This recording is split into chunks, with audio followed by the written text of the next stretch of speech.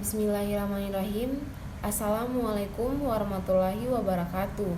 Perkenalkan, nama saya Waudeningsih Astuti dengan NIM A1Q1210178. Saya dari kelas B jurusan Bimbingan Konseling. Ingin menjelaskan tentang konsep individu dan kelompok, materi kelompok 2. Pengertian individu adalah orang atau seorang pribadi atau orang terpisah dari yang lain.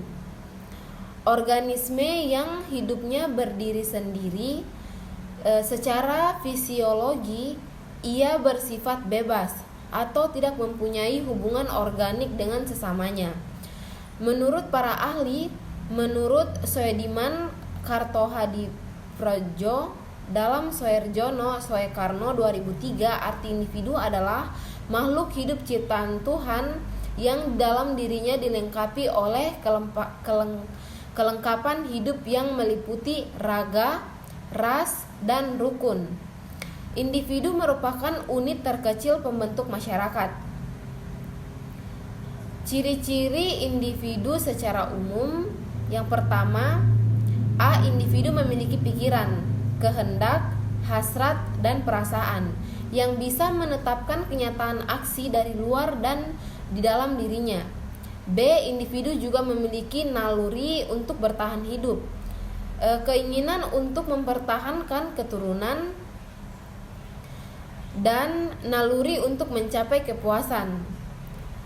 Kedua, individu memiliki raga atau jasmani yang bisa membedakan satu dengan lainnya. D. Individu memiliki tingkah laku yang khas dan berbeda satu dengan yang lainnya juga. Karakteristik individu. Karakteristik individu merupakan cerminan dari sikap minat dan kebutuhan yang dibawa oleh individu ketika mengerjakan sesuatu.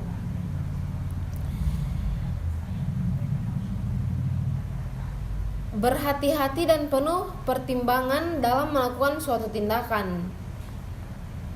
Terus terhadap pengalaman baru, menghindar konflik dari orang lain, terbuka dan cenderung mudah beradaptasi dengan lingkungan sekitar. Pengertian kelompok pada KBBI terdapat dua pengertian kelompok yang berkaitan dengan hubungan sosial.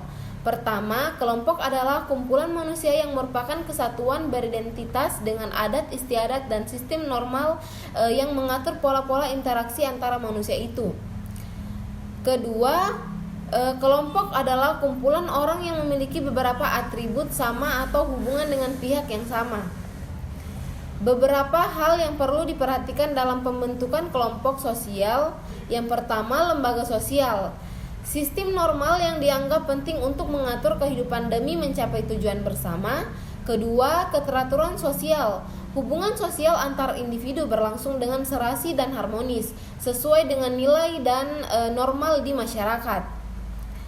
Tahapan dalam keteraturan sosial adalah tertib, order, kewajiban, dan pola. Penjelasan mengenai masing-masing tahapan tersebut terdapat dalam informasi tertib. Terdapat nilai dan norma yang berjalan selaras dengan kehidupan dan ditaati oleh anggota. Order sosial. Anggota kelompok sosial mematuhi dan menjalankan setiap nilai dan norma dengan penuh kesadaran.